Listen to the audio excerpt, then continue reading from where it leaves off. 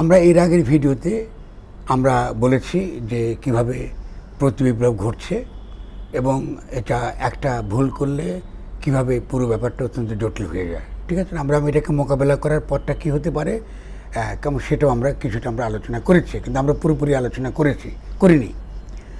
পুরোপুরি আলোচনা করবার আগে আরও যেসব তৎপরতা চলছে এবং সেটা কিভাবে সংগঠিত হচ্ছে সে ব্যাপারে আপনাদেরকে আমি আগে ধারণা দেব, তারপর এখান থেকে বেরিয়ে আসার পথটা কী এটা আমি আপনাদেরকে চেষ্টা করব এই ভিডিওতে বলতে। আপনি কি জানেন যে ইতিমধ্যে সজীব ওয়াজেদ জয় আরেকটি প্রস্তাব করেছেন? কেমন সেই প্রস্তাবটা হচ্ছে কীরকম? তিনি বলছেন যে বিএনপি এবং আওয়ামী লীগ দেশের সবচেয়ে দুই দল। বিএনপি আওয়ামী লীগ দেশের দুই দল, নিঃসন্দেহে কোনো সন্দেহ নাই। এরা না থাকলে কিভাবে দেশে গণতন্ত্র সম্ভব? আগে বা পরে এই দলের একটি ক্ষমতা আসবে, ঠিক আছে না? ওকে, এখন তাহলে তিনি যেটা চাইছেন মূলত যে আওয়ামী লীগ এবং বিএনপির মধ্যে একটা সমঝোতা গড়ে উঠুক এবং এই সমঝোতার মাধ্যমে একটা দ্রুত ইলেকশন হোক। বুঝতে পেরেছেন? একটা সমঝোতা গড়ে উঠুক তার মধ্যে বিএনপি এবং আওয়ামী লীগের মধ্যে। এই সমঝোতার ভিত্তিতে কি করবে? 6 মাসের মধ্যে আবার নির্বাচন দিতে হবে। তা হয় বিএনপি আসবে অথবা আওয়ামী লীগ আসবে। এটা একটা অ্যালায়েন্সের রাজনৈতিক দলগুলো যারা দ্রুতবেগে ক্ষমতায় যেতে চায় তাদের যে অ্যালায়েন্স এটা তৈরি করবার এটা একটা প্রস্তাবনা। ঠিক আছে, হয়তো তাদের মধ্যে কথাবার্তা চলছে, হতে পারে, আমরা জানি না। এবং আমরা আশা করব যে বিএনপি আমাদের জনগণের সঙ্গে এই ধরনের বিষয়ের কথা করবে না এবং গণ অভ্যুত্থানকে বিজয়ী গণ অভ্যুত্থানের দিকে নিয়ে যাবার ক্ষেত্রে পরিপূর্ণভাবে আমাদের সহায়তা করবে এবং এই পরিপূর্ণ সহায়তার মধ্য দিয়েই মূলত বিএনপি জনগণের কাছে সবচেয়ে জনপ্রিয় দল হিসেবে হাজির হবে। সবচেয়ে জনপ্রিয় দল হিসেবে হাজির হবার সবচেয়ে বিরাট সুযোগ বিএনপির কাছে রয়েছে। এখন বিএনপি দল সম্পর্কে আপনারা জানেন, এর আগে প্রায় অনেকে সমালোচনা করতো যে এটাকে আদৌ কোনো গণতান্ত্রিক দল কিনা। ঠিক আওয়ামী লীগ সম্পর্কে যে সমালোচনা হতো বিএনপি সম্পর্কে সে একই সমালোচনা হতো। কেন হতো? এর একটা বড় কারণটা হচ্ছে রাজনৈতিক দল বলতে যেটা বোঝানো হয় রাজনৈতিক চেতনা, গণতান্ত্রিক চর্চা এবং একই সঙ্গে কোনো না কোনো সুনির্দিষ্ট কর্মসূচি ঘোষণা এবং বাস্তবায়নের জন্য জনগণের কাছে অঙ্গীকার। এটা কিন্তু এই রাজনৈতিক দলগুলোর মধ্যে আমরা খুব একটা দেখিনি। আরেকটা হলো যে রাজনৈতিক দলগুলো সবসময় রাজনৈতিক পরিবেশকে, যেটাকে আমরা অনেক সময় পরিসর বলি, কথাবার্তা বলার মাধ্যমে দ্বন্দ্ব নিরসন করার, সংঘাত নিরসন করবার যে পরিসরটা গড়ে তোলে, এই পরিসর তারা গড়ে তুলবার ক্ষেত্রে অবদান রেখেছেন। এটা কিন্তু আমরা অতীতে দেখি না। আমরা একটি দল আরেকটি দলের পেছনে সারাক্ষণই মন্দ কথা বলছে, একটি দল আরেকটি দলের পেছনে সবসময় সহিংসতা, সবসময় সশস্ত্রতা, বিভিন্ন রকম বিশৃঙ্খলা এবং বিভিন্ন রকম বিভেদ সমাজে তারা তৈরি করছে। সেটা কেউ কম করেছে, কেউ বেশি করেছে, ঠিক আছে না? ফলে যদি আপনি বাংলাদেশের ইতিহাস দেখেন এবং তার মধ্যে রাজনৈতিক দলগুলো গড়ে ওঠা দেখেন, আপনি কিন্তু এটা দেখবেন। আপনি যদি একটা বড় একটা দলগুলোর মধ্যে আপনি সত্যিকার অর্থে আপনি কাজ করেন, কর্মীদের কথা বলছি, এই দলগুলোর কর্মীদের কাছে আমি একটা খুব একেবারে ছোট একটা অনুরোধ করব, আপনি যদি এই দলটির কাছে জীবন দিয়েও দেন, আপনার যদি টাকা না থাকে আপনি কিন্তু এমপি হতে পারবেন। আপনার টাকা দিতে হবে, আপনার অনেক টাকা থাকতে হবে যাতে আপনি নির্বাচিত হতে পারেন। তাহলে আমাদের কথা হচ্ছে যে আমরা এই সমালোচনা কেন এটা করছি, এখন কেন করছি এই কারণে যে এই ধরনের অ্যালায়েন্স, এই যে একটা ফ্যাসিস্ট সরকার, একটা ফ্যাসিস্ট শক্তি, সে এত ক্ষতি করেছে, এত দীর্ঘকাল সে ক্ষমতায় থেকে সমস্ত প্রতিষ্ঠান সে ধ্বংস করে দিয়েছে। আমাদেরকে প্রতিষ্ঠানগুলো গড়ে তুলতে এবং আবার সে রাজনৈতিক পরিসরটা গড়ে তোলার জন্য আমাদেরকে প্রচুর পরিশ্রম করতে হবে এবং সেক্ষেত্রে জনগণকে সেখানে অন্তর্ভুক্ত করতে হবে। জনগণ যখন সেখানে অন্তর্ভুক্ত হবেন, তারা কোনো দল হয়ে অন্তর্ভুক্ত হবেন না, তারা জনগণের অংশ। আজকে এই গণ অভ্যুত্থানে বিভিন্ন দল নানাভাবে তারা কিন্তু এটার সঙ্গে জড়িত রয়েছেন এবং তারা এখনও মাঠে সক্রিয়। তারা কেউ কিন্তু দলীয়ভাবে অংশগ্রহণ করছেন না, এবং যেহেতু তারা দলীয়ভাবে অংশগ্রহণ করেননি, ফলে কিন্তু এই গণ অভ্যুত্থান কিন্তু সফল হয়েছে। ফলে এই গণ অভ্যুত্থান সফল হওয়ার মানেটা কি?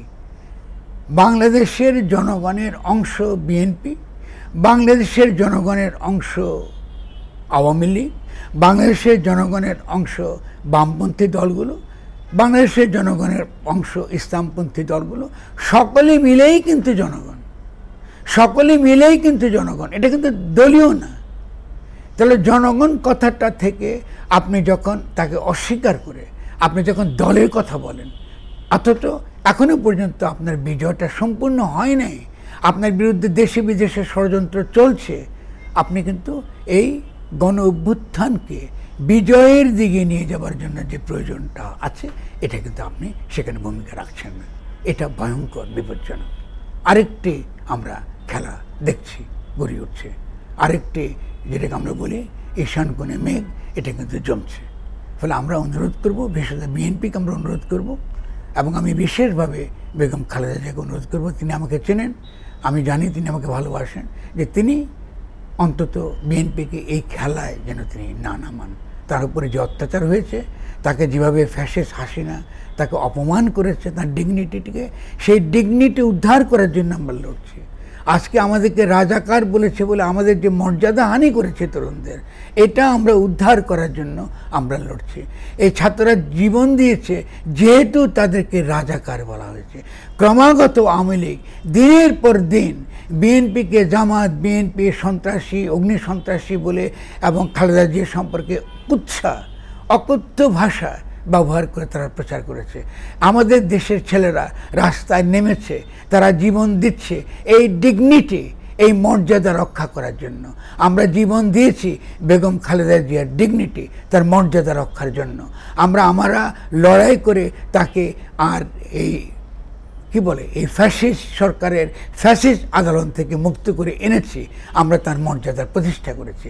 তিনি দেশনেত্রী, এই দেশনেত্রীর মর্যাদা কিন্তু আমরা প্রতিষ্ঠা করেছি।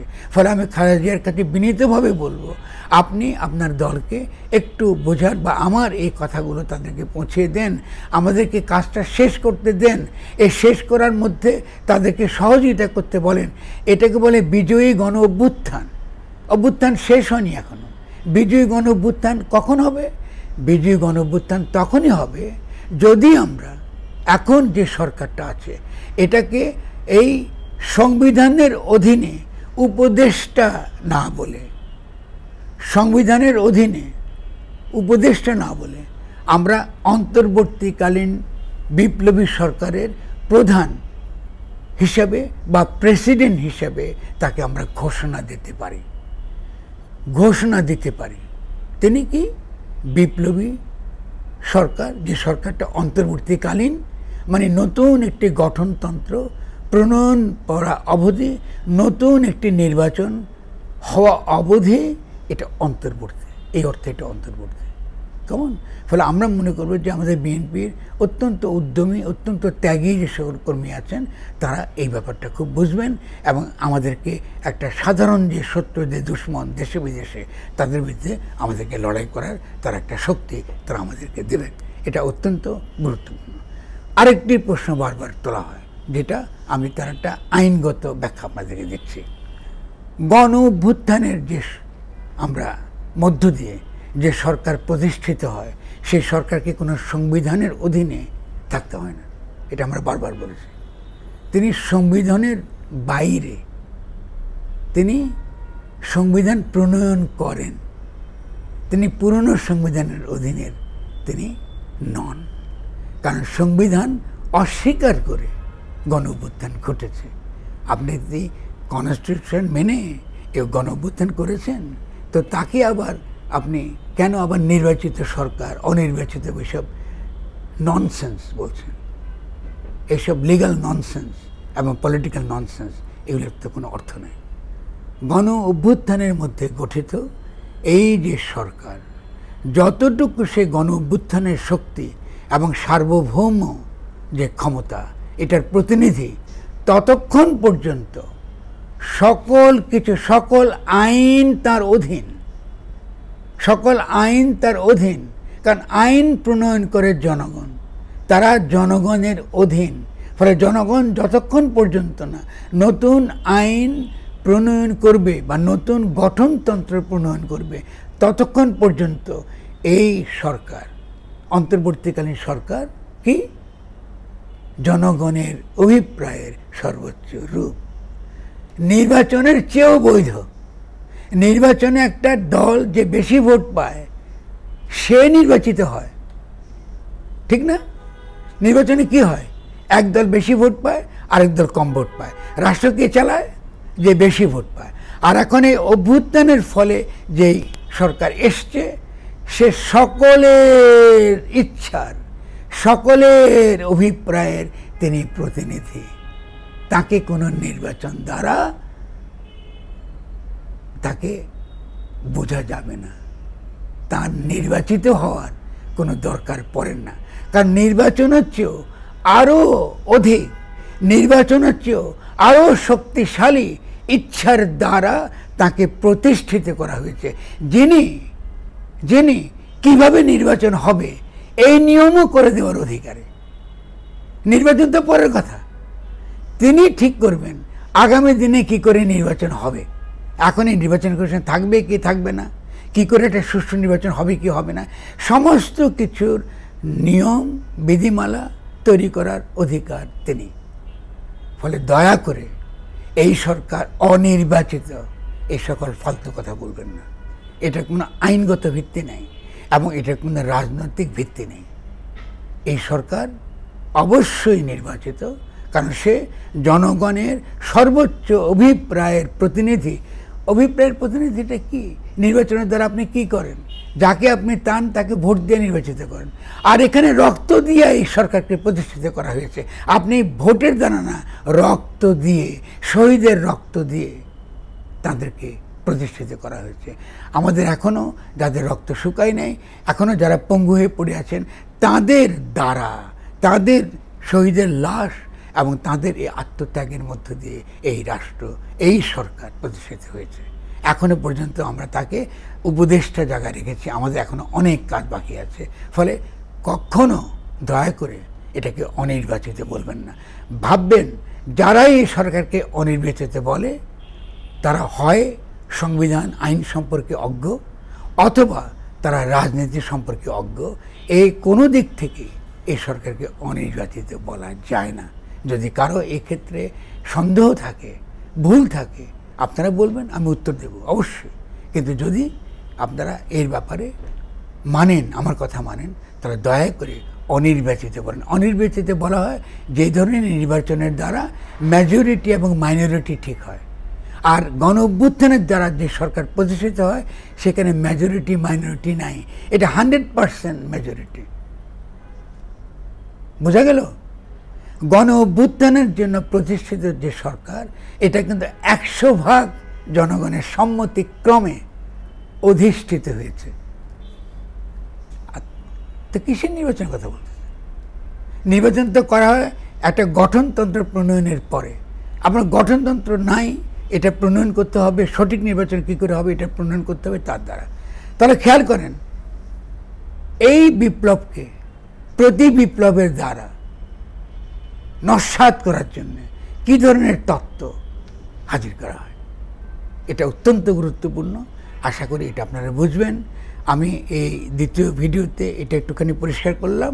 আগামী ভিডিওতে আপনাদেরকে এই অন্তর্বর্তীকালীন সরকারের উপদেষ্টা থেকে কী করে আমরা ডক্টর ইউনূসকে অন্তর্বর্তীকালীন সরকারের প্রধান বা প্রেসিডেন্ট, যেই নামে আপনার দেখেন কেন না কেন, তাকে আমরা সাংবিধানিকভাবে মানে আইনগতভাবে এবং রাজনৈতিকভাবে প্রতিষ্ঠা করব, তার প্রক্রিয়াটুকু আপনাদেরকে বলবো। ইনশাআল্লাহ কাল সকালের মধ্যে আপনারা সেই প্রক্রিয়া বা পদক্ষেপগুলো আপনারা পেয়ে যাবেন।